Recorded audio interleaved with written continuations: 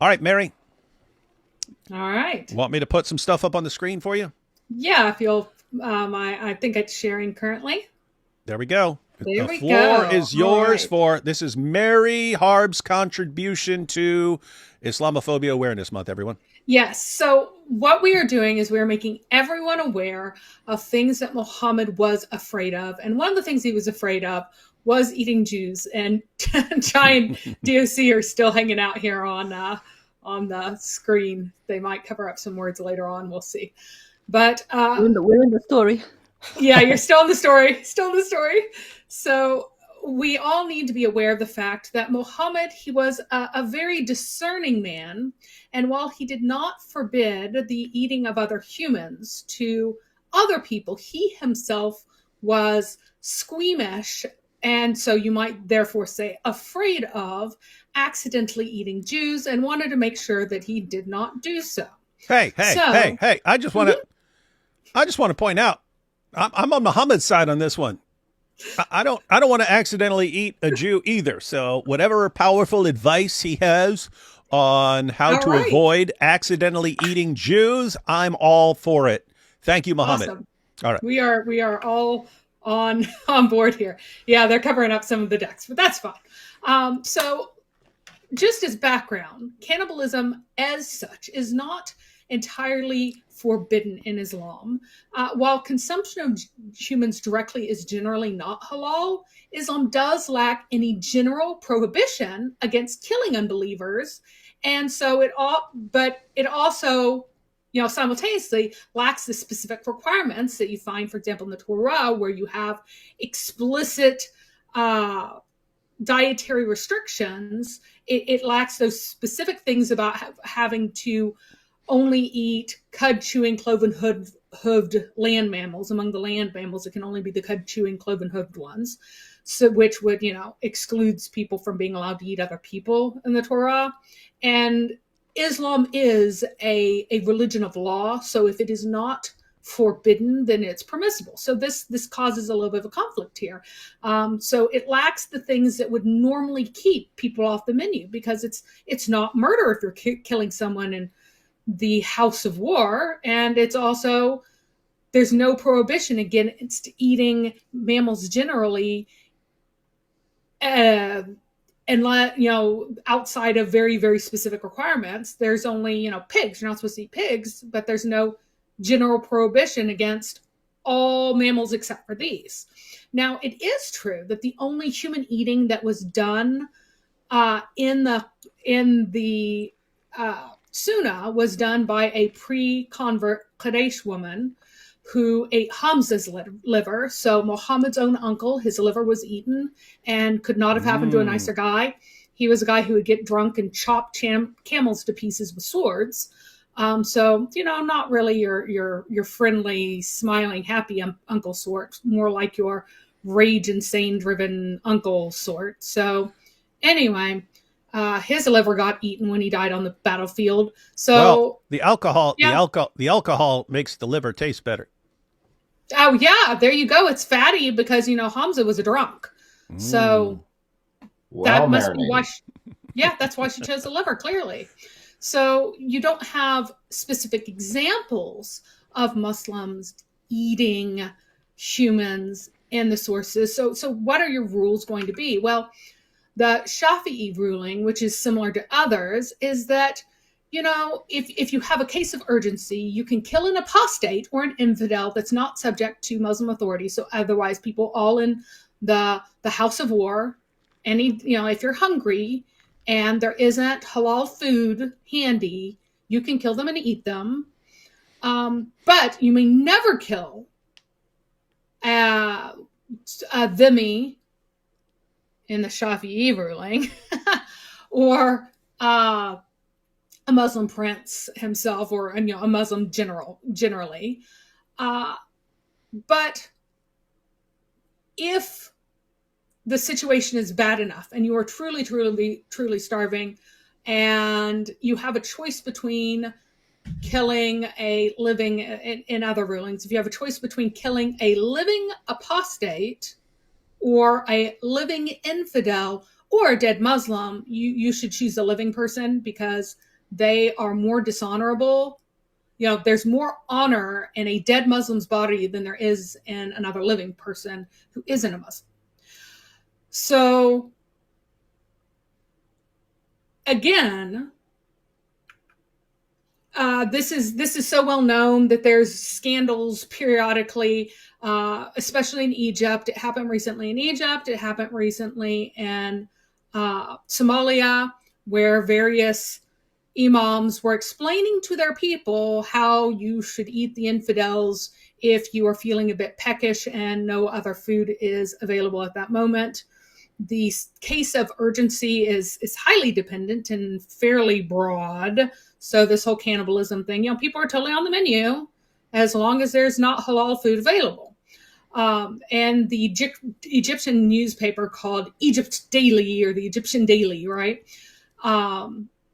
There is an entire article kind of lamenting the fact that the middle school and high school and college textbooks talk about all the cases in which you can eat non-Muslims. So, you know, things are up in the air. It really depends on whether or not you can eat someone or not. But Muhammad himself, he had a personal aversion to eating not only humans, but even to humans who are transformed into other animals. So even if you had been a human previously and you get transformed to a different animal, well, Muhammad was afraid of eating you. Yeah. Now, I just want people to understand the problem here. So let's just say, from an Islamic perspective, it's a bit debatable about whether you can eat a human being and in what context and stuff like that. So there's that thing you have to deal with. Can I eat another person? But then on top of that, because Allah transforms human beings into animals, you also have to worry that the animal you're eating was a human that Allah transformed into an animal. And so you have to kind of figure out how you know if this is a real just animal that's always been an animal, or an animal that Allah took a human being and transformed him into that animal, in which case it would kind of be cannibalism. So these are the difficult moral decisions people have to make in Islam if they accept Muhammad as a prophet. well, This actually makes except perfect. except that it actually isn't a moral problem at all, because as soon as, you know, because humans can possibly be on the menu in various circumstances in Islam, if you're feeling a bit peckish and you have a nice person from the House of War nearby to chomp on for dinner, so you have meat instead of nothing, right? Muhammad's own qualms against eating transformed human beings are just his personal ones. So this is his personal fear that he does not extend to be a prohibition to anyone else. But we do want to be like Muhammad as much as possible, right? That is true. Okay. That is true. Well, some of us do. You'll see that some people don't, but some of us do. Now, right here are 3 verses where Muhammad is saying that people in 2 circumstances, the contexts are very much Jews. And one of the verses, the context could be other nations too. It wouldn't necessarily have to be Jews. But people were turned into apes and swines in the first place. Apes and pigs, apes and swine in the first place, or just into apes generally in the second 2 cases, which are definitely Jews. So you might think that if you just avoid the apes and the pigs, you don't have to worry about eating people. You know, maybe that's why you're not supposed to eat pigs, because then, you know, you might eat somebody. Well, you might think that, but not exactly. But just to be clear, it's kind of confusing because, as an aside, in the middle of another argument, Muhammad declared that when people are turned into apes and pigs, they don't have kids. So the line ends with them. So you don't worry about transformed apes and pigs having more transformed children. You don't have to worry about that. So you might think that this happened long in the past, so Muhammad wouldn't have to worry about it because they'd all be dead, except that there are arguments for there having been Jewish monkey tribes given by another one of Muhammad's companions, because they observed Torah stoning an adulterous monkey. So that shows that they were these transformed individuals because they practice the stoning in the Torah, but you also have a number of other instances where other people will be spontaneously turned into apes and swine and will suffer the same fate. In this one, the vision of the table is then transported to some sort of situation where people are taking food from the table and hiding it for tomorrow, and they get transformed into apes and pigs. And since this was stolen from a vision of Peter, then these would have to be Christians who are turned into apes and pigs. And then Muslims become monkeys and pigs, and several other hadith. People among my nation will drink wine, and they'll listen to musical instruments, and they'll be singing girls, and they will turn into apes and pigs. So apparently there's just this monkey and pig thing that keeps happening over and over and over again. So even though one group of people might not have kids, there are all these Christian, Jewish, Muslim, monkey, pig transformed people lurking around that you might accidentally eat. And again, there are more Muslims who turn to monkeys and pigs because of the wearing of silk and adultery too, by the way. And they get turned into things. But it's not just monkeys and pigs, because Muhammad didn't eat monkeys and pigs, so you would think he'd be safe. But he was actually deeply concerned with the fact that he might eat other animals that Jews specifically got transformed as into. we all are. Yes, because any animal, if it looks a little bit human-like, it might be a transformed Jew, apparently. So whenever he was with a group of people, they brought in a lizard that they had hunted, a very large lizard, and he looked at it, he counted its fingers. He took the lizard that was roasted on a stick and looked at its fingers. He's like, wow, this looks like a human hand. It's like, a group of children of the children of Israel were transformed into an animal of the land, and I don't know which animal it was. I'm not going to eat this. One of life's great mysteries. Which animals?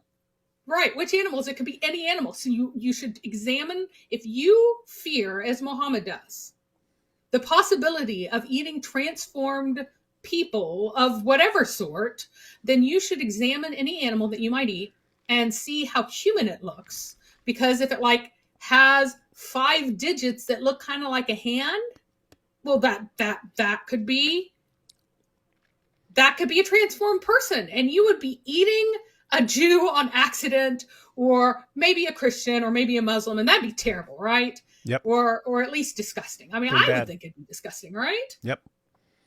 And he was. I just have a comment comment on this, if it's okay. This is funny.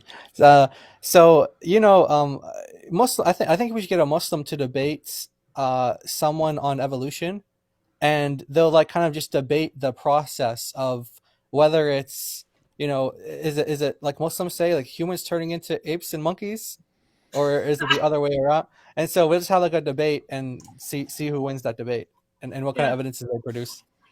Did monkeys turn into men, or did men turn into monkeys? Well, That's Muhammad thinks here. Modern debate needs to set it up. Yeah, that these hands here were really suggestive that these used to be people, and he would not eat them. But notice, he does not forbid other people from eating them. This is Mary. Do you have any pictures of these transformed animals with the hands? We could come up some AI. Yeah, no, we need the transitional fossils, but to the other way around, like humans turning into. We need to see what that looks like. Nice. Well, different types of lizards have different numbers of digits, and apparently this one has 5. So he freaked out and is like, that looks like a hand to me. I think this was a Jew. You guys can eat it, but I'm not going to. But notice he did not forbid it. And this is Sahih, guys. Yep. You have to believe that Muhammad looked at a lizard, looked at its foot, went, man, that could be a Jew. I don't think I feel like eating it, but you guys can. So, hey, it's funny because Muslims always make this fallacy. Again, it's called the fallacy of the undistributed middle in logic. But when they argue that Jesus was a Muslim, what's their argument? Well, Jesus prayed with his face to the ground. Muslims pray with their faces to the ground. Therefore, Jesus was a Muslim. And, if you don't want to actually show what's wrong with the fallacy, you can normally just give another example and hopefully they see how stupid the argument is. And so I'll say something like, cats are mammals. This dog is a mammal. Therefore, this dog is a cat. It's the exact same logical structure, which is like obviously insane. But it's kind of the same thing here. Jews have 5 fingers. This lizard has 5 fingers. Therefore, this lizard is a Jew. Yep, and I'll even in a second I'll bring up here I'll send you a link to what these guys look like so that you can bring it up, and he's like that's got to be a transformed human's hand, must be. So Umar was happy to eat Jews, and he made sure that everyone knew it. So he talks about the same event, and someone's bringing the lizards. He's like, we eat these all the time here. And Muhammad wasn't used to eating them. And he's also like, nope, this could be a Jew. And then Umar's like, this is a common diet of shepherds. If it had been with me, I totally would have eaten it. So Umar is on the yes, eat transformed Jews side. Muhammad's like, it just kind of makes me feel a bit queasy. But you guys can eat them. You guys can eat them. And again, this kind of reasoning is precisely why there's the whole, cannibalism, sure, why not? If you don't have anything that's halal, go ahead. Kill people to eat them. Because of this kind of attitude of Muhammad's. Well, this was not the only animal. It's not the only animal that Muhammad was afraid was a secret Jew, a secret transformed Jew. The other one are secret Jew rabbits. So Muhammad was afraid of eating Jew rabbits. He was brought the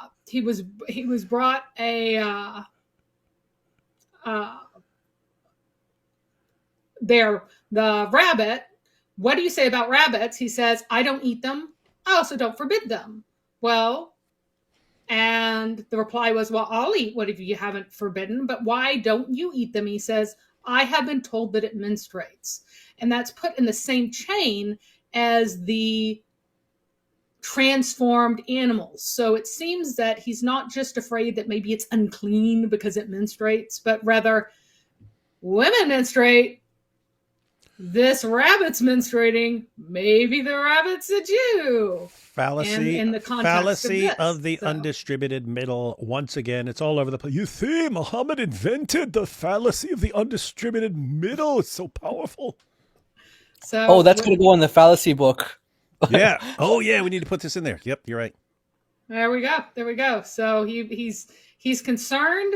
He's really concerned that these lizards could be crypto Jews, the crypto Jewish lizards that he doesn't want to eat. And he also seems to be concerned. That's part of the reason that he's concerned about these rabbits, that they might actually be secretly Jewish rabbits, and he would just rather not eat them. Umar's cool with eating them. Umar's like, Jews on the menu, guys. Let's eat up. All the Jews in the world. Exactly. But Muhammad's like, it's a little bit queasy here for me. I will free Palestine by eating all the Jews. Right. So there's nothing in the Sunnah specifically forbidding eating monkeys. So why is it forbidden in all the schools of fiqh? Well, it's almost certainly because of this swine plus apes, swine plus monkeys language that's used over and over again, that they're connected to the swine that you're forbidden to eat. These are one of these animals that are connected in that way. You know, there's stuff against eating donkeys, but there isn't anything in the Sunnah. I looked at every single reference for ape, every single reference for monkey. There's nothing in there where Muhammad's like, don't eat these. It seems to be because they might be secret Jews, but secret Jewish lizards you can eat, just not secret Jewish monkeys. Something else that's interesting, the rabbits, they're halal for all the Sunni schools, but they are disliked in the Shia schools, even so. All Sunnis, except for the Shafi'i, considered lizards haram today, but then Shafi'i goes full halal. So they're like, go ahead, eat them. But even though Muhammad was like, I think this might be a hidden Jew, you guys can eat it, even though he said you guys can eat it. That doesn't hold today, except for the Shafi'i school, which is kind of interesting. So Muhammad's fear of accidentally eating Jews affects Islamic law to this day, but his lack of a full prohibition on eating transformed Jews has probably shaped the generally, sure, eat the unbelievers, if the circumstances are such that you might eat some other slightly, usually forbidden animal kind of attitude that you get in Islamic law. And you can show the picture of the very clearly human looking lizard hand, if you would like. Where is it supposed to be? I put it in our chat. It's just a link to a zoo page, but I can go to just an image. Here's just an image. So I think you can share your screen if David can't find the comment. I don't even know what you mean with the chat. Oh, I mean well, the guest chat on your own. But here, I can reshare it. I don't know where the guest chat is. All right, here, I'm sharing a window. How about that? So let's look at these human-looking fingers. Hey, Muhammad was right. I can count the fingers. 1, 2, 3, 4, 5. Yeah, that's the picture. That's the picture I wanted to see. Wow. Yeah, there you go. Now we know. There you go. Now we get You know, it, This guys. guy's like, I think that's a Jew, guys. Yeah, this would be the debate, right? So you'd have like the evidence, you have the fossils, and then like the evolutionists would say that it goes this way. Muslims say no, it goes the other way. It's actually humans turning into animals. It's not. It's look, like they even got cute little ones. You know what? I can confirm that these are Jew hands. Is there a way to find like Muslim-looking hands? Oh look! Oh, they look so like dainty. Yes. So You see? he looked at those fingers. He's like. That's Benjamin Netanyahu's hand, obviously. I've seen Benjamin Netanyahu's hand. That is his hand. Yeah, he looked at those. He's like, nope, those are Jew hands. Those are totally Jew hands. There are 5. I'm not eating that. That's a Jew. wow. Interesting. So- All right. Yeah. So that was my contribution to one of Muhammad's many, many fears. Make sure to catch Reason Answers. We are going over Muhammad's terror of rain and how it shows that he knew that he was a false prophet, probably on Tuesday, and that will probably be at 1 p.m. Eastern. So check that out. Muhammad's fear of rain proves that he is a false prophet. So any questions from the chat? Any, are you guys convinced that these are Jew lizards? Yeah, we want you to we want you to cut out because we want to bring other people in. But yes, there may be questions that are directed directly towards you. So I will go through super chats. If you see any questions in the chat that are for you, go ahead and we can respond to those. So we'll just check and see if there's anything that's relevant to this. But yes, everyone, this is Islamophobia Awareness Month. And you had a bunch of material from Mary Harp. She had the references on the screen, so you can look up those references on a site like sunnah.com and share those. Or anyone who wants to out there, anyone who wants to can download this live stream after we're done. Take it, cut out that entire clip, and feel free to repost it wherever you want to get that information out there to celebrate Islamophobia Awareness Month.